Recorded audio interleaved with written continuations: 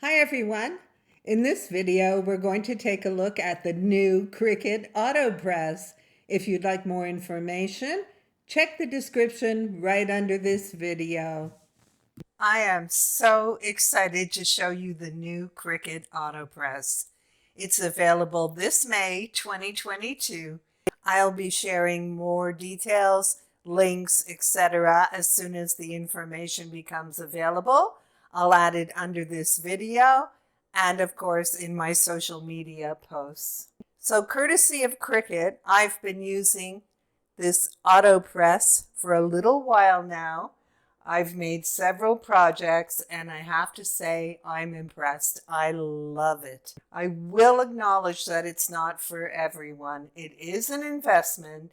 So if you tend to do just a few presses occasionally, this might not be for you.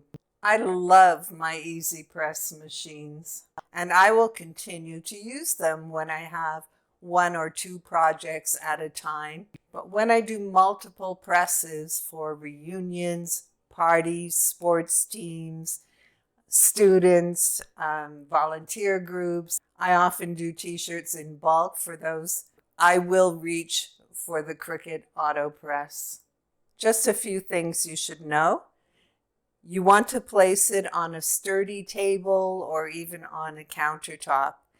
It measures approximately 26 by 16 and you need 26 inches of clearance for it to open all the way. It does open at a 60-degree angle. This is absolutely fabulous because you can work on the platen without being too close to the heat source. A great way to avoid injuries. Cricut did mention that if you don't have a permanent spot to put it in your craft space, you can store it vertically. Close it, lock it, and store it vertically. But you want to remember that it does weigh 53 pounds, so it might not be convenient for you to move it when it's not in use. So in that case, you want a space to place it permanently. The AutoPress is made with a solid steel construction, super durable, and the outside of the press is temperature rated plastic. It does have a fan in it that directs the heat away from the handle, so you don't have to worry about hot handles on this press. If you take a look at how this closes, you'll see that it starts on an angle, but then it becomes straight down. And this allows you to press thicknesses up to 2 inches. So for those of you that are sign makers, this is the perfect press for you. Let's do that again. You can see it come down on an angle, and then it will go straight down. The AutoPress does run on a 1300 watt motor. If you don't have a dedicated outlet close by, no worries. You can use an extension cord as long as it's rated for that wattage.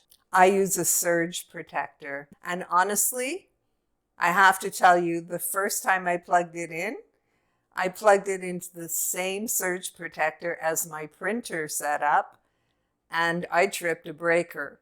So that's important to know. You want a dedicated outlet, a compatible extension cord, or a surge protector for your AutoPress.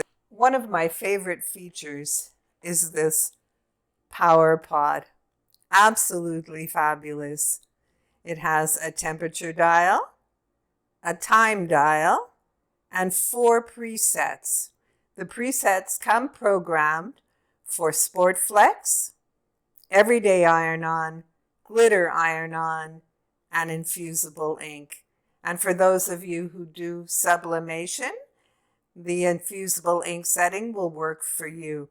You can change these very easily just by dialing in the time and temperature you want and holding down the preset button for 3 seconds. I also wanted you to notice that on the back of this pod, you have a toggle, and this is where you can change from Fahrenheit to Celsius if you prefer to work in a different setting. When you unpack your AutoPress, you're going to want to plug the pod with the included USB into your computer. You're going to Design Space, New Product Setup in the drop-down menu, and Design Space will walk you through registering and updating your AutoPress. On the right side of the AutoPress, you have Auto Release, which is your lock and unlock for your top, and you have your power button. I'm going to power on, heat it up, and we'll press a t-shirt.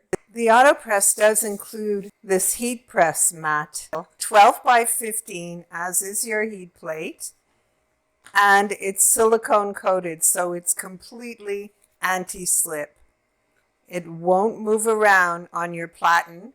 I know with iron-on vinyls, you don't need to cover your heat press mat, but I do a lot of infusible ink and sublimation, so I have made a habit of covering mine.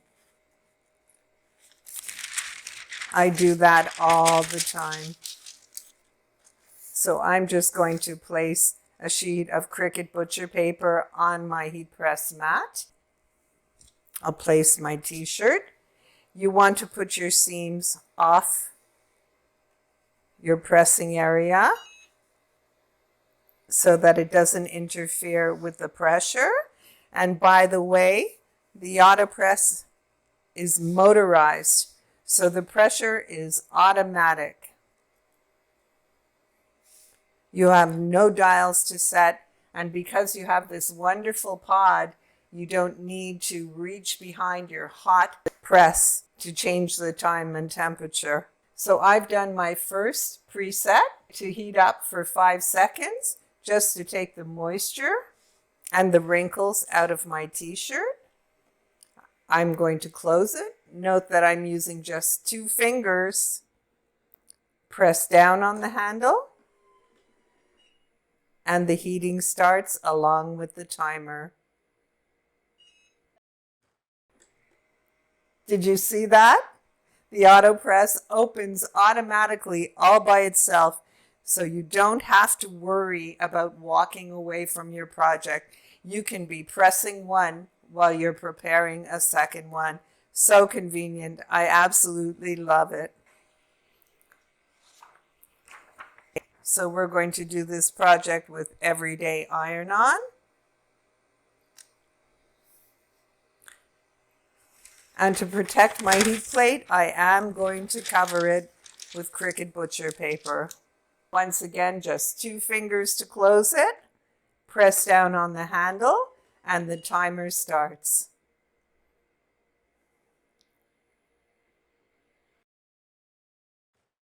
And it opens. Isn't that wonderful? I love that feature. I need to let this cool, and while it's cooling, I'll show you just a couple of other projects that I've done. This is Sublimation. I've made 5 t-shirts like this for grandchildren and their friends, and I did it with the AutoPress. The colors are beautiful, they're vibrant and exciting. So pleased. And this tote bag with infusible ink. It turned out terrific. So we're going to wait for this to cool before we peel it.